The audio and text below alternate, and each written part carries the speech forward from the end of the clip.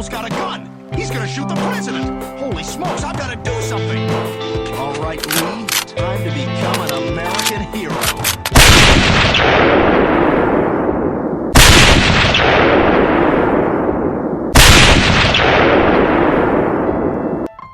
Darkmyths.org and Neopolis Media Group proudly present to you the Lone Gunman Podcast, featuring your host, Rob Clark, where research comes to shine and myths come to die. Stay tuned. Be right there.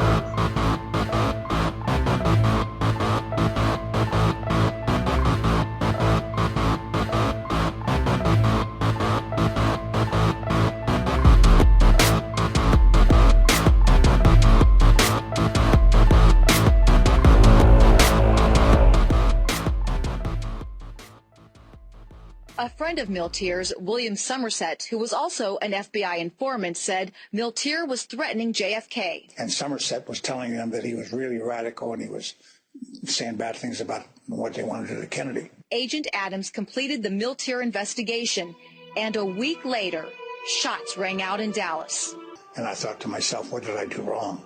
His boss said, find Miltier. He says his supervisor prohibited him from conducting a proper interrogation. Miltier was released, and Agent Adams transferred. And where did I go but to Dallas, Texas? Joseph Adams Miltier, looking at the presidential car moments before the president was killed. At the National Archives and Records Administration, Don found many reports missing or manipulated, including his file on Miltier from '63. Everything that I had done was gone. Everything was gone. Miltier was never even mentioned in the Warren Commission report. When Hoover set up the propaganda in the FBI, don't embarrass the FBI. That was his rules. And you didn't. So they ordered everything put into the archives and to be forgotten about it. But Don can't forget and hopes something is done before the truth is buried forever. I mean, when we die off, when we're gone, there's not going to be anybody who's going to sit here and tell you these things. I hope the truth gets told. So do I, Don. So do I. What's up, everybody, and welcome to the show. This is episode 112 of the Lone Gunman Podcast. That's right, episode 111 is here. There are 111 other episodes out there for you to partake in and enjoy if you like this show. On iTunes, simply subscribe. All my shows are posted there as well. If you're on Android, it's real easy to subscribe. Head over to tlgpodcast.com. Subscribe using your Android device of choice, and makes it real easy. There's a button right there. It's green. You can't miss it on the right hand side. And right above that is a donate button. If you would care to buy your boy a cup of coffee and or something like that, I'd greatly appreciate it. And thank you this week to Mr. John Titus from covertbookreport.com for sponsoring this show. Everybody check out his website. It's chock full of interesting articles over there. A lot of them with different political slants. There's some devoted entirely to JFK and aspects of the assassination, but they're all well written, well researched, and I implore all of you to head over and check out covertbookreport.com. I'll put a link to that up over on TLG Podcast along with the post for this show. And thank you once again, John Titus, for sponsoring this show. And, if you can't figure out how to put Covert Book Report into your browser, like I said, I'll put a link up and head over there and support John because he supports this show. I was recently reading an article over there, taking another look at the John Birch Society. So, a lot of good, interesting stuff over there. Feel free to check it out. Now, this week you heard the Joseph Miltier clip. Actually, it was the Don Adams clip at the beginning of the show talking about Joseph Miltier. This is a man who met Joseph Miltier, who investigated Joseph Miltier, who questioned Joseph Miltier, who saw Joseph Miltier with his own two eyes. Okay, people? Now, he identifies Joseph Miltier in that Alchins photo on Houston Street. As, being Joseph Miltier in Dealey Plaza. Joseph Miltier had a very distinctive, swoopy poof on the right side of his head. He had some kind of Bob's Big Boy thing going on with his hair there. Not really sure, but it's a very unique look. His hair was shorter on the sides and the back. He wore distinctive glasses. He had a pudgy little face and, grayish white hair. Don Adams, who met the man, who questioned the man, who interviewed the man, saw him in this picture and was convinced that it was him. And in the years since, of course, we've come to find out that Joseph Miltier was actually in Dallas on November 22nd. So the chances of it being him are even greater. Of course, it's a photo, but it's what we have, and the evidence supports it. And according to what we know about this guy Joseph Miltier today, he is the type of guy who would have wanted a front row seat to JFK being taken out, for sure. We're going to talk about all kinds of stuff today, but before we actually get into it too terribly deeply, I think it's time for everybody's new favorite segment. Ridiculousness of the Week. That's right, Ridiculousness of the Week. This week is brought to you by a lot of people. A lot of people sent me this link because it's just patently, superfluously, if that's even a word, ridiculous. Ted Cruz. He's running for president right now as we speak. His real name is Rafael Cruz. His father's name is Rafael Cruz as well. He's a junior. His dad, of course, senior. And a lot of you guys out there, if you're on Facebook and you're interested in JFK and you're in some of these groups, you got people toting this article around from Milfuegos and the Wayne Madsen Report and the Democratic Underground. They're all floating this out there. Allegedly, they allege that Rafael Cruz, Ted Cruz's dad, was in New Orleans in the summer of 1963, caught in a photograph, helping Lee Oswald distribute his Hands Off Cuba leaflets. Now, they allege also that Rafael Cruz was an anti-Castro Cuban, although we have no verifiable links to any anti-Castro groups, Castro Cuban exile groups that he was allegedly supposed to be a part of. We have no proof of that whatsoever. But we do have a grainy photo. And one of the folks touting this grainy photo as proof of something is, of course, Raphael Sankey over at the Oswald Innocence Campaign, among other people. But he's screaming at the loudest. So, when somebody starts screaming the loudest, you got to kind of listen and be like, all right, dude, everything you bring us is crap, and based on faulty photo analysis. So, along with this Milfuegos article, they had a picture of Ted Cruz's dad, Raphael, on his high school graduation folder, which I believe was in 1957. Now, I'm no photo analyst expert, but I'm pretty good, at least when comparing people. And it's really a lot easier when you have, a frontal face shot, which we do here. Now, of course, we're talking a 5-year age difference here from 57 to 63. 4, depending on, when your birthdays are falling. You're not going to change too much from, 18 to 22, 23. But it would appear to me that these two guys look nothing alike. Now, of course, I'm comparing a relatively clear photo with a grainy, one of those grainy, I don't know. I don't even know if the picture they're touting out here is a film still or if it's a photo. I think it's a film still, and it's grainy. It's black and white. Facial features are not very well defined in this photo.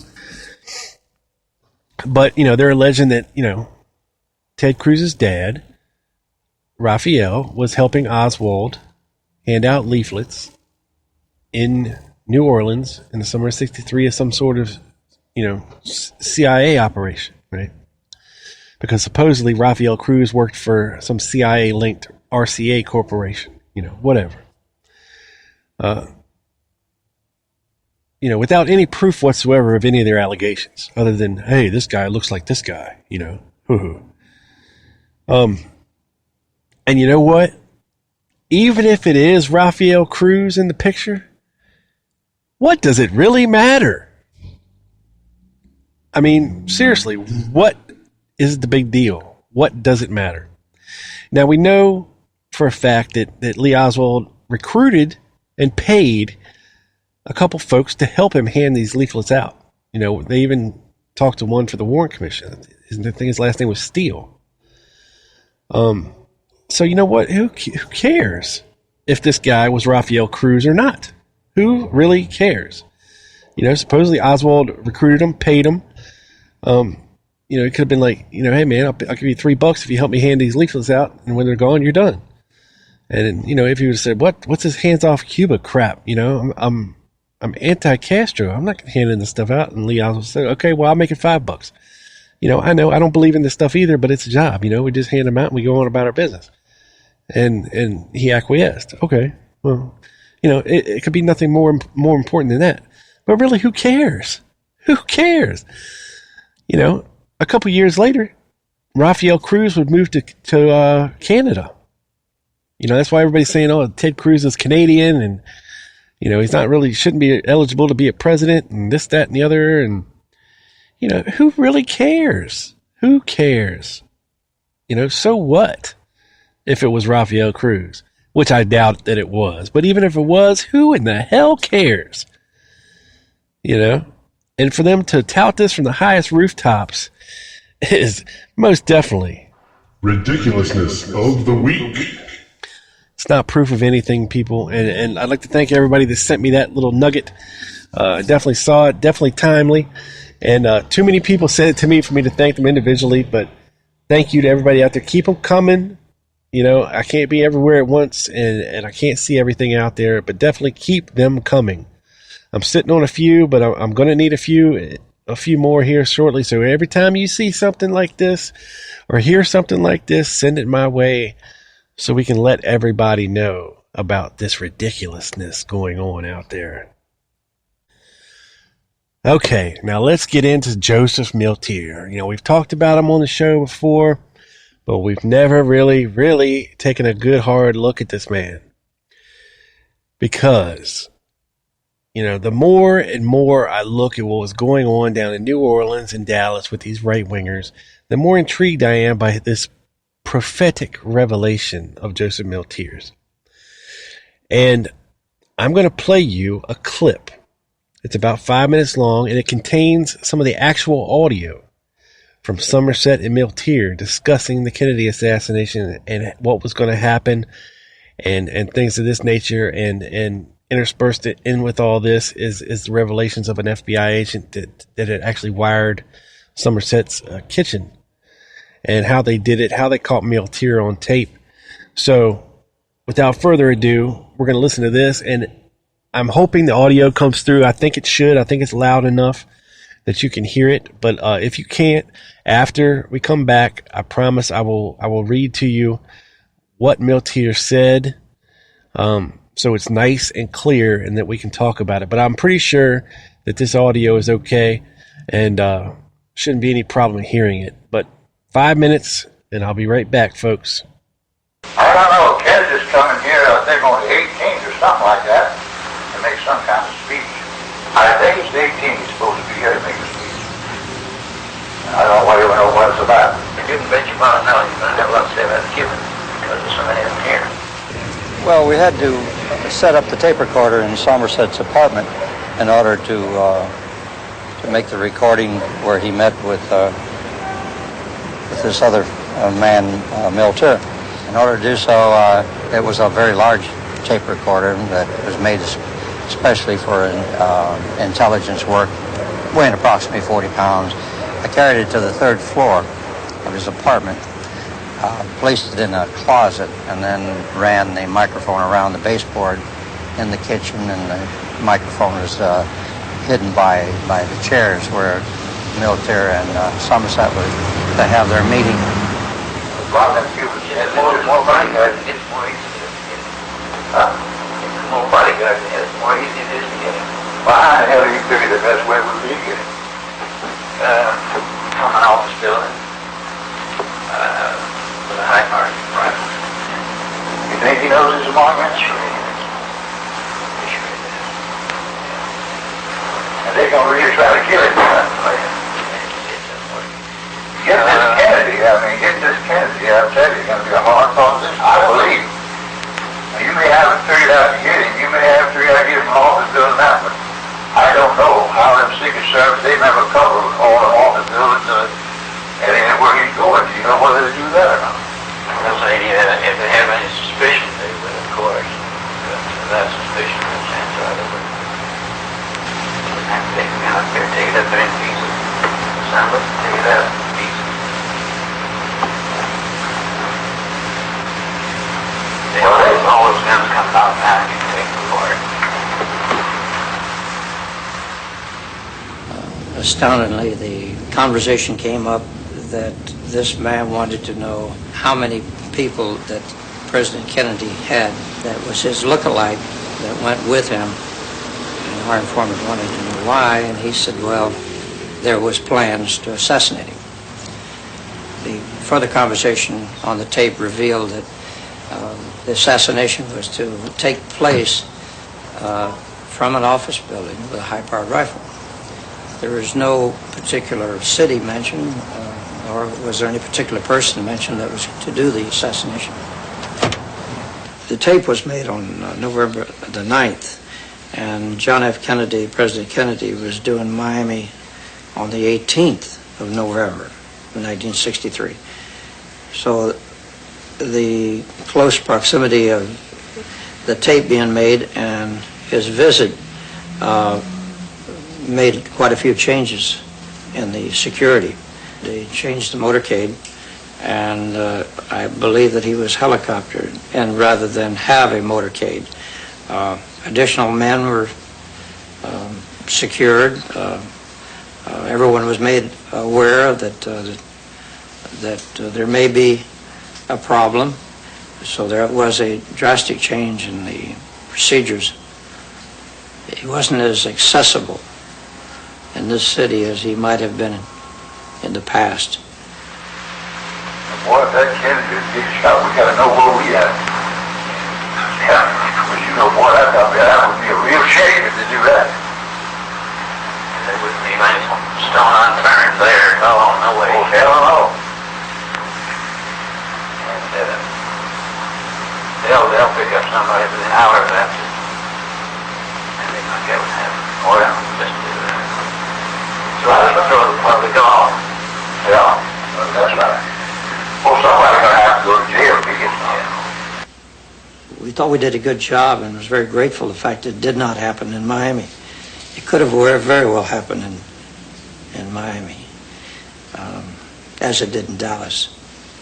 So it touched each of us very, very closely, particularly myself, as hearing the words that they were going to assassinate President Kennedy. Well, how the hell do you figure the best way would be to get him? From an office building, with a high-powered rifle. And they're going to really try to kill him.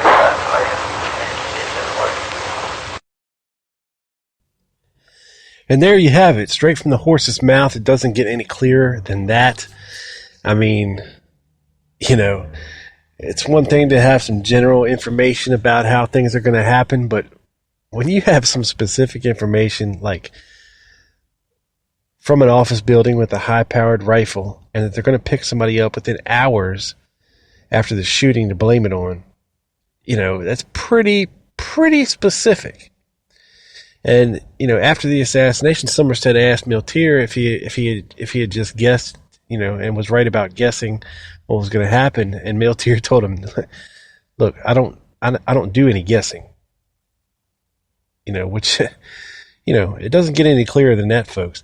And this is a real threat before it even happens.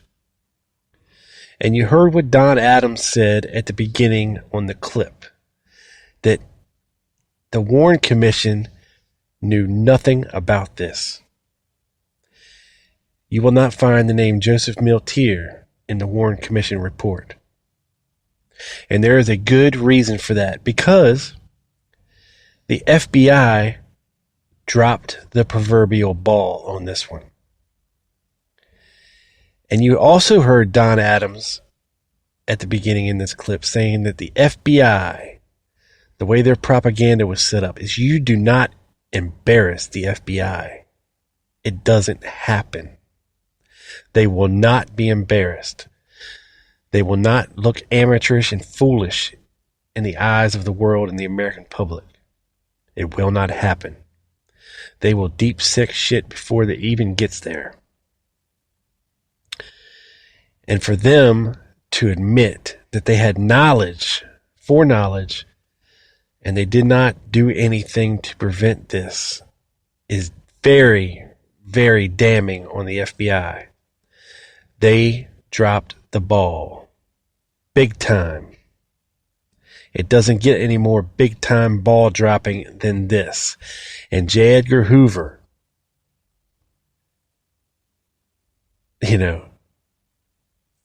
did not want to look bad and did not let the Warren Commission know anything about Joseph Miltier. I'm not even sure the Warren Commission investigated any other credible threats to President Kennedy. And there were many, and not just this one. There was credible threats, and of course there's nut job threats. Like there was some guy, I think was in New Orleans, who sent President Kennedy a dead bird in a shoebox to the White House. And so, of course, whenever President Kennedy went to New Orleans, they watched this guy who had sent his dead bird in a shoebox, to make sure he didn't do anything. But when we're talking about these extreme right-wing groups, very credible threats. And I can point you to one important document from an FBI informant. It's an FBI document who they talk about Dr. Stanley Drennan in California and the John Birch Society and having meetings and discussing the assassination of the president, the attorney general, Senator Jake Javits. And they discuss how he supports these anti-Castro Cubans and sends them drugs and money and supplies and guns down that way. And this document, this memo, was dated a week after the General Walker incident. Walker and the John Birch Society are specifically mentioned in this document, and also discussed in this document is the fact that whoever this gets blamed on will not be able to be tied back to the John Birch Society. Much like Miltier said, they're going to pick somebody up within hours to blame it on. Because, of course, the FBI always gets their man. They can't have some crazy assassin running loose in Dallas and them not catch him. I don't think people understand this. They cannot have that. They cannot have a presidential assassin on the loose and getting away from the FBI, the Secret Service, the Dallas Police Department, the Dallas Sheriff's Office. They cannot let this happen. It's bad enough they already let it happen on their watch. And to let the guy get away and them not catch him is even worse. So, like I said, the notorious FBI, as Lee Oswald called them, always get their man. And if they can't get their man, they're going to get some man to blame this on. And who better? Whoever planned this assassination was a freaking genius. Genius. They had to know about Oswald, about his defection, about his so-called Castro supporting stuff that he was doing in New Orleans that summer. Who better than to set up for the murder of John F. Kennedy than a commie-loving lunatic who was actually, a former Marine, a family man,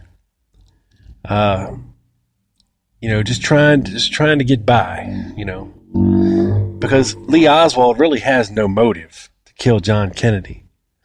And it makes no sense if he tried to kill General Walker to then a couple months later want to kill John Kennedy. I mean, General Walker and John Kennedy couldn't be two more different ideological individuals. Okay. I mean, you have General Walker over here on the right and Kennedy way over here on the left. And for Lee Oswald to want to kill them both makes no sense whatsoever. None. And, it just boggles the mind. But, what does make sense is these guys were smart. These right-wingers were smart. They were plotting and planning for months, if not years, to get this guy out of there because they were convinced that he was going to turn the United States into a communist haven. He wasn't doing anything about Cuba. He wasn't doing anything about Russia. He wanted to hold Khrushchev's hand and sing Kumbaya around the campfire and, peace and love, man. And he wasn't going to do anything about Vietnam, and his inaction against the communists, makes him in their eyes a communist. And these guys, most of them Southerners, most of them extremists, were scared to death of the communist propaganda that they had been subjected to for the past, 10 years or whatever it was.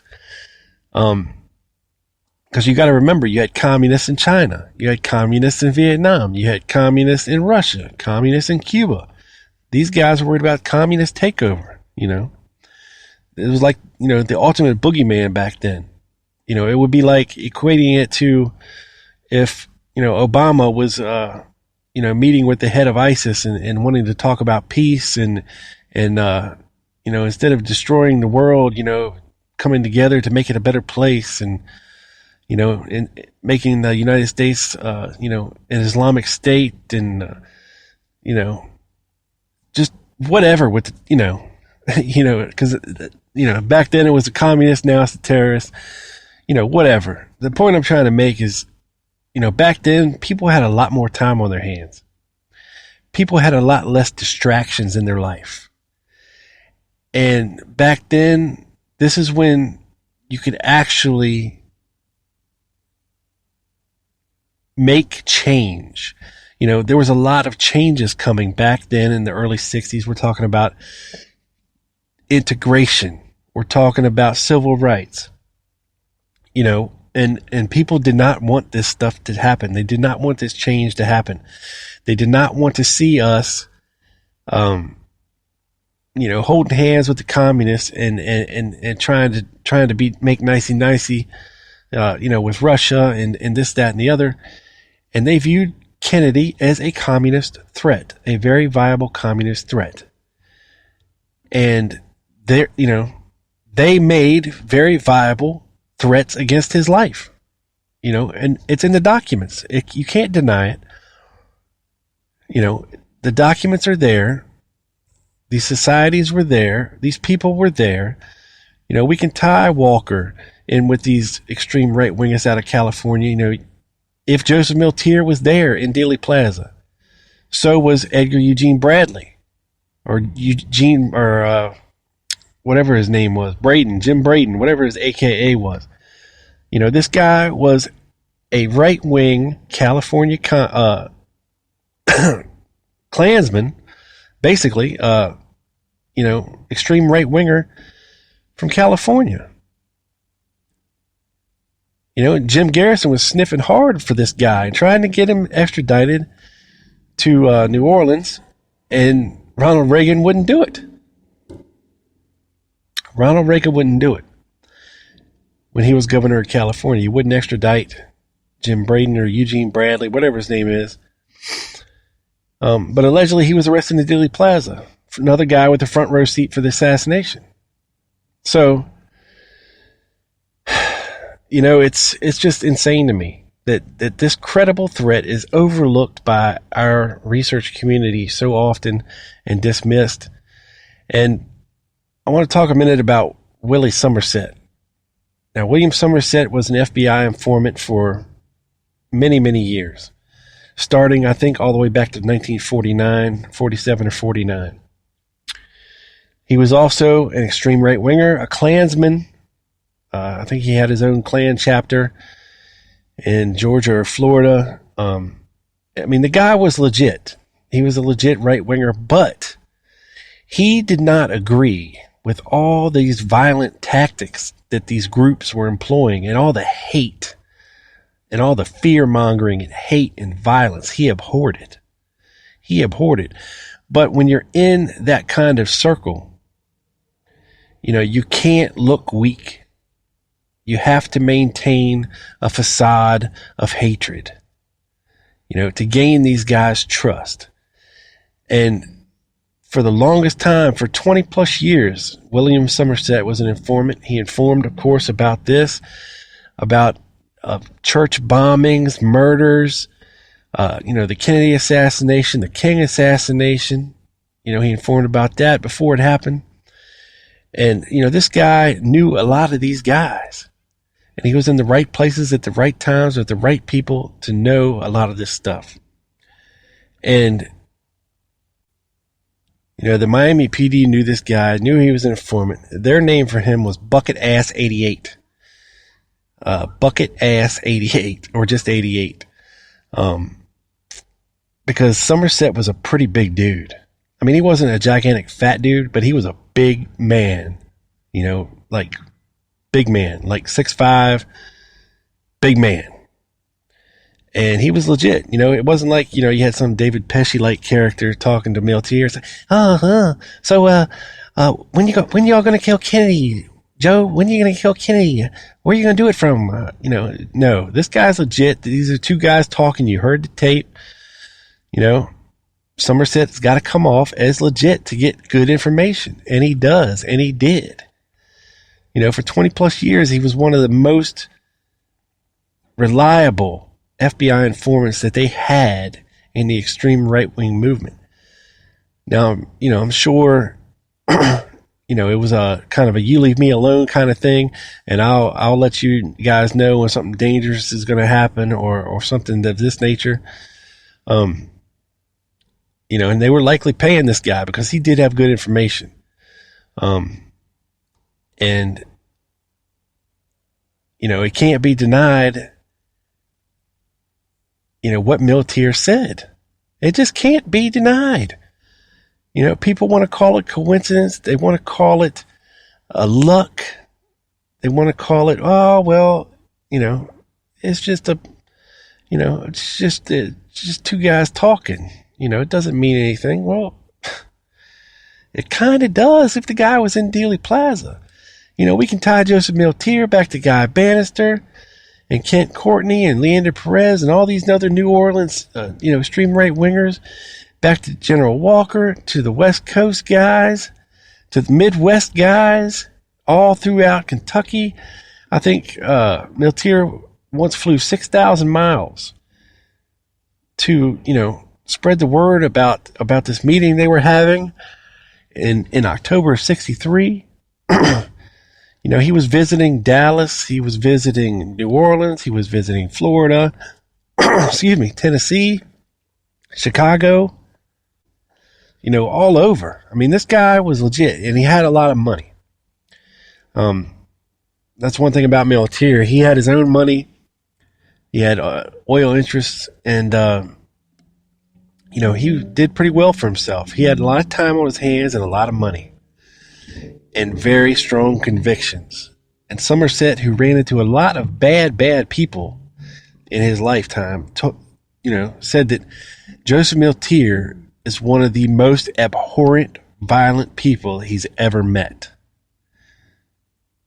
And after the assassination went down, Don Adams was transferred out of Georgia to Dallas.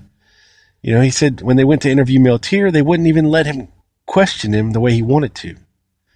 It was very much they had to handle Miltier with kid gloves, and not really go there with him, because to arrest Miltier or to try to prove that he was part of some kind of plot would have been admitting that they dropped the ball. And they're not the only ones that dropped the ball when it comes to the Kennedy assassination. That Stanley Drennan report I was telling you about earlier. J. Edgar Hoover himself sent copies of this threat to the special agent in charge of Los Angeles Secret Service. He sent it to Rowley, the head of Secret Service in D.C. He sent copies to RFK. He sent copies to Senator Javits. He sent copies to Kenneth O'Donnell, to relate to JFK and his daily briefs. These are very real, credible threats. And the FBI and the Secret Service supposedly checked this out and said, "Oh, nothing to see here. These guys are just bullshitting. They're just talking. Not really capable of doing anything. Nothing to see here. Move on."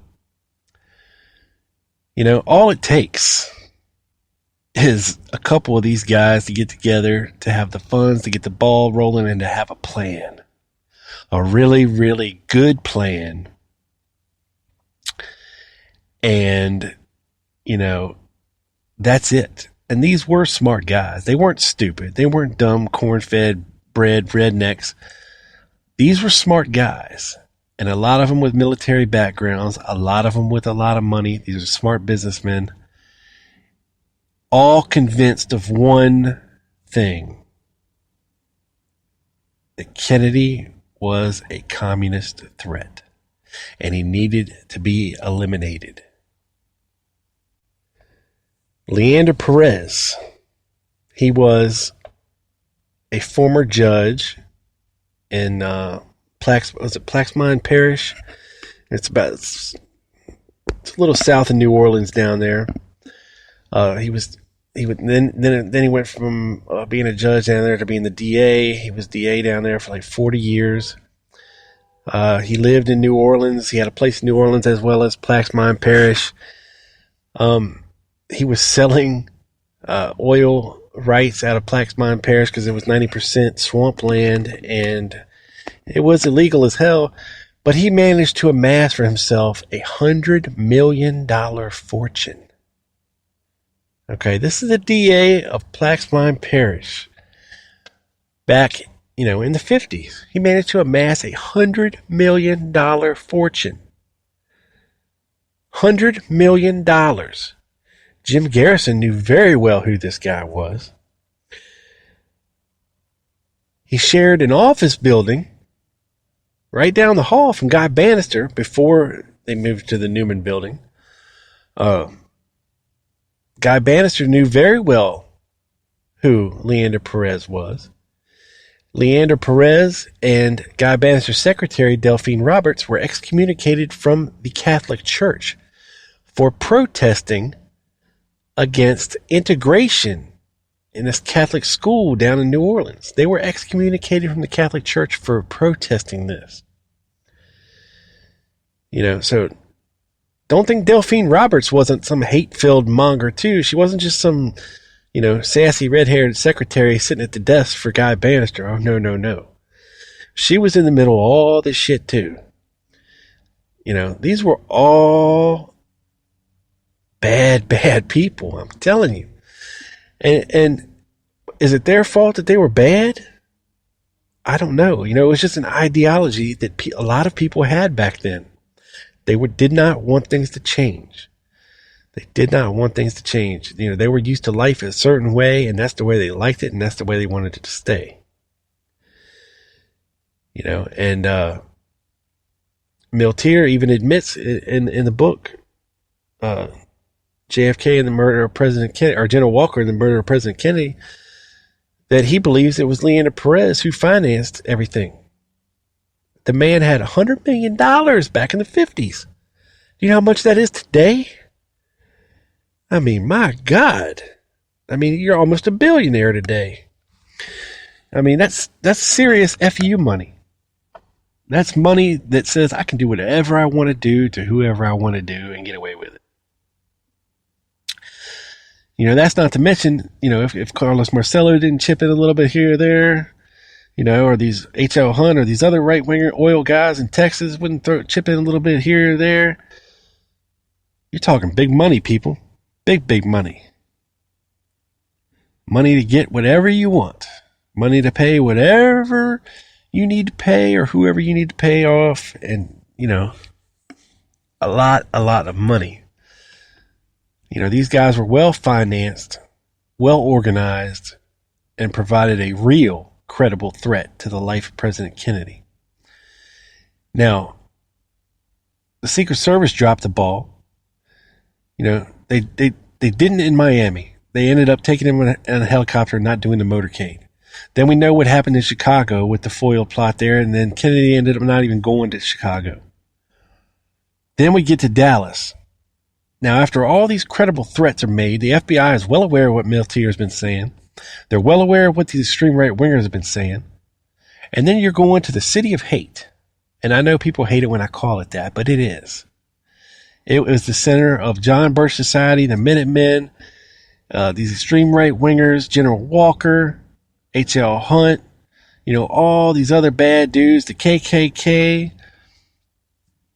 You're going to put John F. Kennedy in a convertible car and parade his ass through the middle of downtown Dallas with no protection.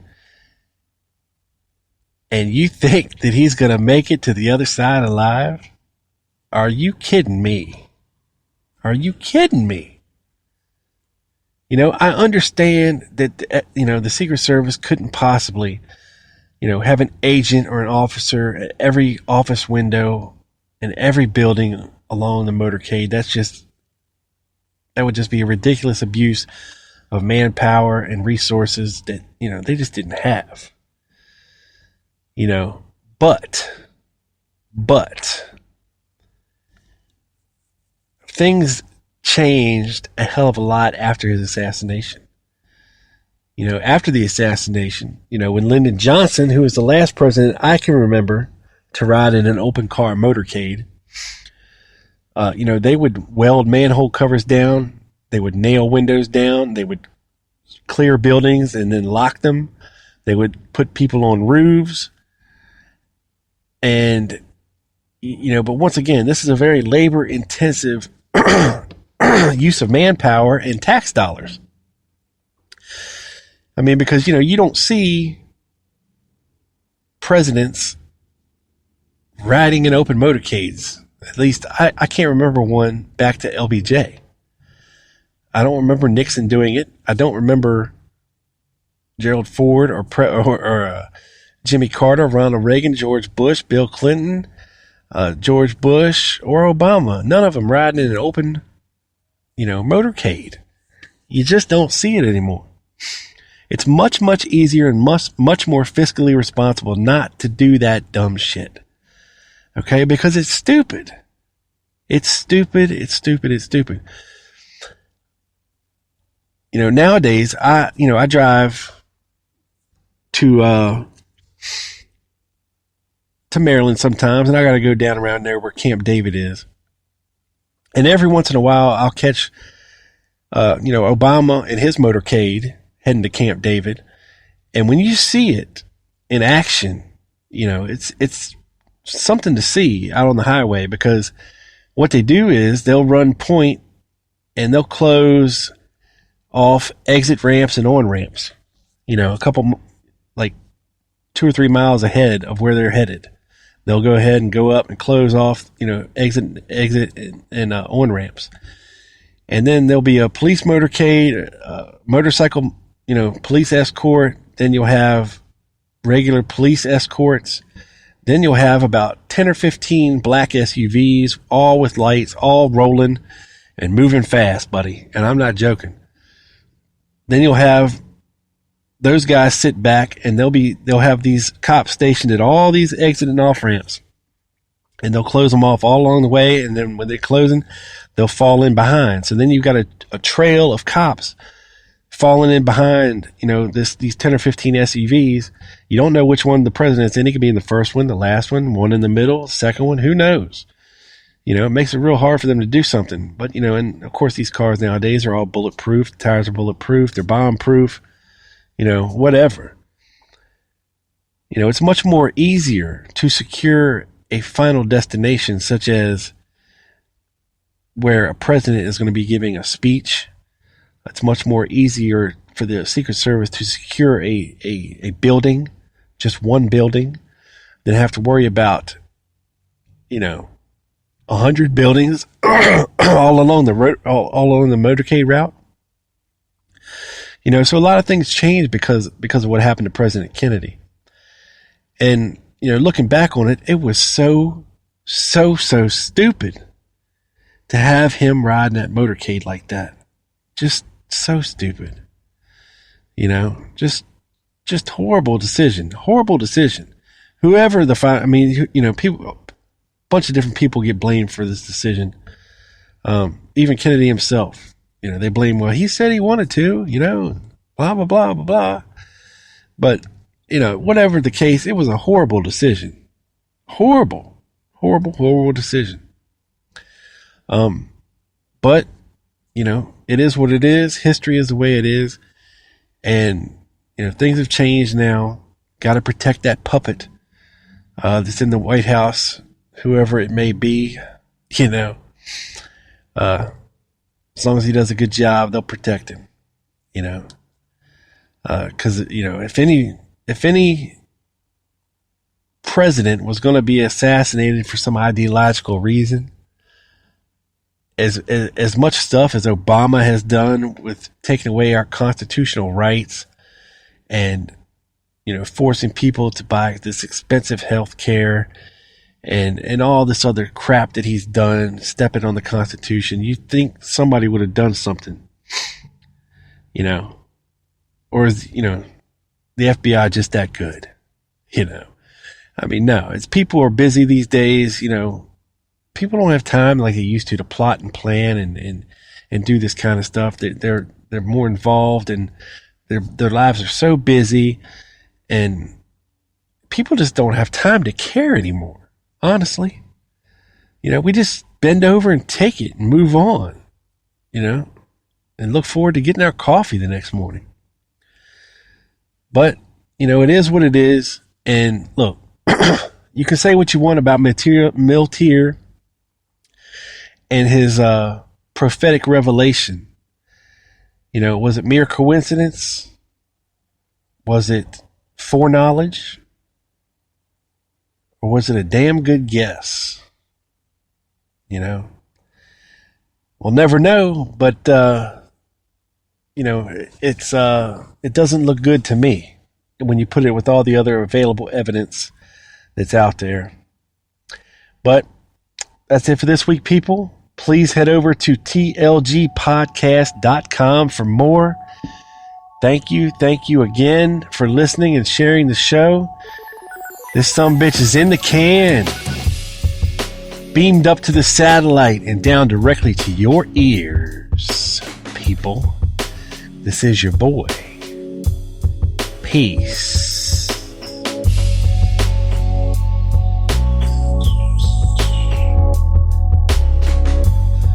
Benjamin Banger, freemusicarchive.org, baby.